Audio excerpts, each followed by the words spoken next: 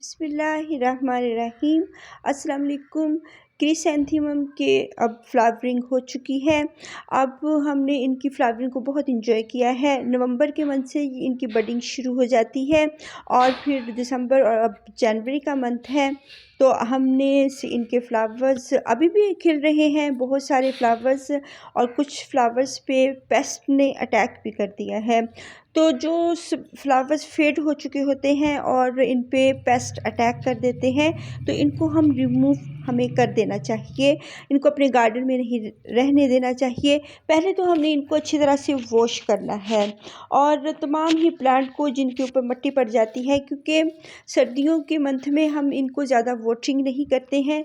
अगर 15 दिन 20 दिन गुजर जाते हैं वॉटरिंग किए हुए और धूप भी नहीं निकल रही होती, सूरज भी नहीं होता, तो फिर ज़्यादा दिन हम इनको वाटरिंग में सूखते नहीं हैं। हमारे प्लांट की जो सॉइल होती है वो जल्दी ड्राई नहीं होती, क्योंकि सूरज नहीं निकल रहा होता, जिसकी वजह से सूरज की वजह से, धूप की वजह से सॉइल जल्दी जल्दी ड्राई होती है।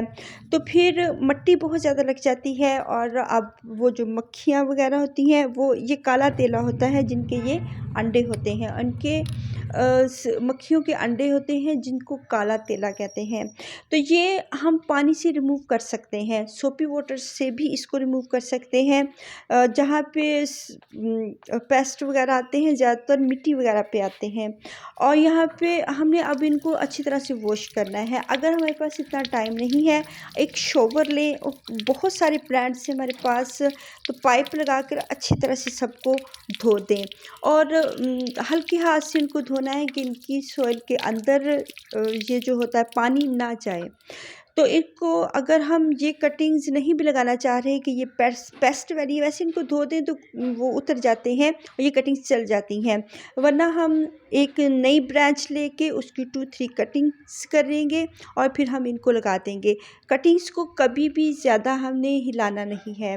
अगर हम इनको बार बार चेक करते हैं कि इनकी रूट्स बनी है या नहीं बनी है, तो फिर वो हिल जाती हैं, तो फिर हमने उनको वहीं से काउंट करना होता है। उनका टाइम हम एक तरह से हम जब 1 हफ़्ता पहले लगाते हैं और 1 वीक के बाद हम इसको चेक करना शुरू कर देते हैं, तो फिर वो दोबारा से वहीं से स्टार्ट करती है जो होती हैं कटिंग्स। और बाज़ औक़ात अगर वो कटिंग्स नहीं भी चलती हैं, तो फिर हमारी कटिंग्स ख़राब भी हो जाती हैं। हमारे बार बार उसको टच करने से, उनको निकाल कर देखने से रूट्स बनी है या नहीं बनी है।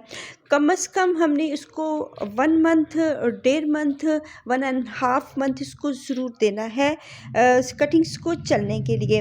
अगर हम इनको टाइम नहीं देंगे, बार बार हिलाते रहेंगे, तब भी हमारी कटिंग्स नहीं चलती। अगर हम इनकी हर वक्त सॉइल मॉइस्ट रखेंगे, तब भी इनकी कटिंग्स नहीं चलती हैं। सॉइल को ड्राई होने का टाइम दें। अगर वो ड्राई होती है, जैसे आम हम प्लांट्स की वाटरिंग करते हैं, जब सॉइल ड्राई होती है तो तब हम वाटरिंग करते हैं। हर वक्त सॉइल को अगर हम गीला रखेंगे तब भी रोट हो जाती हैं। अगर ये थोड़ी सी लटकी रहती हैं गर्मियों के मंथ में, अब तो नहीं लटकेंगी क्योंकि अभी इतनी गर्मी नहीं है, जनवरी का मंथ है और सर्दी है, काफ़ी सर्दी है। तो ये हम इनको जब ये लटकती हैं गर्मियों की सीज़न में, बरसात के मौसम में, तो हम उनको लटका रहने देंगे, ये हमें कुछ नहीं कहेंगी। ये तभी हम इनकी वाटरिंग करेंगे जब सॉइल ड्राई होगी।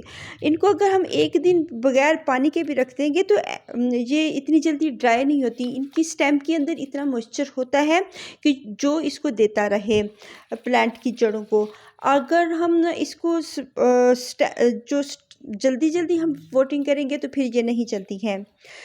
तो जितने भी हम क्रिसैंथेमम के इस वक्त हमें कलर्स का भी पता है कि इनके कलर्स कौन से हैं, और इनकी जो ब्रांचेस नीचे को लटक गई हैं, जब हम उनको वॉश करते हैं, बारिशें तो नहीं हो रही, बारिशें बिल्कुल नहीं हो रही, और इनकी अगर हमने इसको अच्छी तरह से पूरे गार्डन को वॉश कर दिया है तो इनकी ब्रांचेस लटक जाती हैं।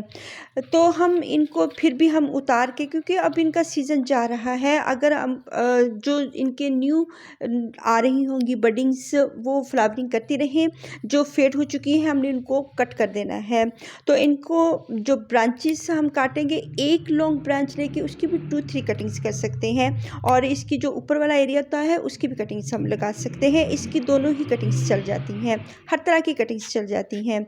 नीचे के जितने भी ये छोटे-छोटे से लीव्स हैं इनको हमने रिमूव कर देना है, और जो ऊपर के लीव्स होंगे फ्लावर्स वो हम कट कर देंगे, 1-2 लीव्स रहने देंगे ताकि वो ब्रांच को मॉइस्चर देते रहें। उनकी जड़ें बनाने में ये काम आते हैं। 1-2 जो लीव्स हम ब्रांच के साथ रहने देते हैं, बाकी इस नीचे वाले एरिया से बिल्कुल रिमूव कर दें। और जो कलर हमने लिया है उसको अगर हम डबल करना चाहते हैं तो किसी और कलर्स के साथ उसको कटिंग्स को लगा दें। 2-3 कटिंग्स हम जो अलग-अलग कलर्स के फ्लावर्स होते हैं उनकी कटिंग्स हम एक ही पॉट में लगा दें तो इनके एक और नया कलर भी बन सकता है। अगर हम चाहते हैं कि वो पुराना कलर हमारा ख़त्म ना हो तो उसको हम 1 पॉट में 1 ही ब्रांच लगाएंगे। एक ही रंग के जो होते हैं फ्लावर्स उनकी 2-3 लगा सकते हैं कटिंग्स, लेकिन दूसरे कलर के फ्लावर की हम कटिंग्स दूसरे पॉट में लगाएंगे। अगर हम एक ही पॉट में सारे कलर्स लगा देंगे तो फिर उसमें कोई और कलर्स भी बन सकते हैं। अगर आपको चाहिए हो तो इनके क्रिसैंथेमम के कलर्स चेंज भी होते रहते हैं, तो ये हमें न्यू कलर्स भी देते रहते हैं। तो जब हम इनको लगाते हैं क्रिसैंथेमम को, तो इनकी जो सॉइल होती है वो हर तरह की ये सॉइल में चल जाते हैं। जो छोटे जब हम कटिंग्स लगाते हैं तब तो इसमें हम खाद यूज़ नहीं करते, लेकिन जब ये मैच्योर प्लांट होता है, जब हम इसकी रीप्लांटिंग करते हैं तब हम उसमें अच्छी खाद डालकर तो फिर इसको हम रिपोर्ट करते हैं। लेकिन कटिंग्स में हम कभी भी खाद नहीं डालते। इसको हम सैंडी सॉइल देंगे कटिंग्स को, और इसमें हम फल मिट्टी इस्तेमाल कर सकते हैं। लीफ कंपोस्ट थोड़ी बहुत अगर हो जाती है तो कोई मसला नहीं, लेकिन इसमें गोबर की खाद नहीं डालनी चाहिए। सादी सिंपल सैंडी सॉइल होनी चाहिए, उसमें कटिंग्स बहुत अच्छी चलती हैं। जब तक इनमें रूट्स नहीं आएंगी तब तक हम इनको खाद नहीं देंगे। जब हम इनको रीप्लांट करते हैं तब थोड़ी सी खाद देते हैं, और जब हमारा पौधा बड़ा होता जाता है फिर हम वक्तन फ़क्तन इनको खाद देते रहते हैं। कभी लिक्विड फर्टिलाइज़र दे देते हैं, जब ये बडिंग्स पे होते हैं तब हम इनको लिक्विड फर्टिलाइज़र देते हैं, और जब हम इनको रीप्लांट करते हैं तब हम इनको सॉलिड फर्टिलाइज़र देते हैं। फर्टिलाइज़र अगर इनको चेंज करके दे दें तो वो इनके लिए बेस्ट होता है।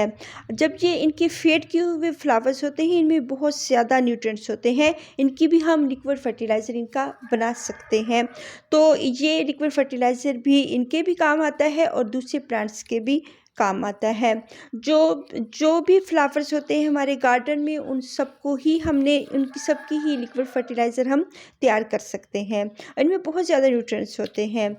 जब ये फेड हो चुके होते हैं और ये लॉन्ग लॉन्ग ब्रांचेस जो होती हैं हम इनको कट कर देंगे। जिनकी हम कटिंग्स लगाना चाहते हैं उनकी कटिंग्स लगा लेंगे, और जिनको हम वैसे ही कट कर देना चाहते हैं, क्योंकि इतनी ज़्यादा कटिंग्स तो हम नहीं लगा सकते, बाकी जो होंगे वो हम कट करके तो अच्छी तरह इनको मेंटेन करेंगे। अगर इनके ऊपर ये ख़राब हुए हुए इनके लीव्स हैं उनको भी हमने रिमूव करना है। बाज़ औक़ात ये ऐसा होता है कि जब अगर हम इनको रिमूव नहीं करते तो ये भी दूसरे प्लांट्स को भी ख़राब कर देते हैं, और जो फ्लावर्स अच्छी तरह चल रहे हैं उनको चलने देते रहना चाहिए, क्योंकि ये बहुत खूबसूरत लगते हैं हमारे गार्डन में। जो फेड हुए फ्लावर्स हैं हम उनको ही हटाएंगे, और जो अच्छे वाले फ्लावर्स हैं उनको हम बिल्कुल नहीं हटाएंगे, उनको हम अपने गार्डन में रखेंगे खूबसूरती के लिए। जो पेस्ट वाले हैं उनको हम पहले तो वॉश करेंगे, अदरवाइज़ हम इनको कट कर देंगे। जितने भी पेस्ट वाली ब्रांचेस होंगी या लॉन्ग लॉन्ग ब्रांचेस होंगी जो फेड हुए हो चुके होंगे फ्लावर्स, इन सबको ही कट करना है। तो जो हमारे पास प्लांट रह जाएगा उसके अंदर से अब ये मार्च तक फ्लावरिंग होती रहेगी, न्यू न्यू बड्स आती रहेंगी। नीचे से इसके ऑफसेट्स होते हैं, इसके बेबीज़ होते हैं, हम इनको अलहदा से उनसे भी हम न्यू प्लांट्स बना सकते हैं जिनकी जड़ों में इनके बेबीज़ आ रहे होते हैं। तो इस तरह हमारी कटिंग्स चल जाती हैं। तो अगर हम ये फेड हुए और अगर हम कटिंग्स को हिलाते रहेंगे तो उनकी जड़ों को बार बार चेक करते रहेंगे तो फिर ये मुमकिन नहीं है कि हमारी फ्यूचर में हमारे पास कोई भी क्रिसैंथेमम का प्लांट हो। अल्लाह हाफिज़।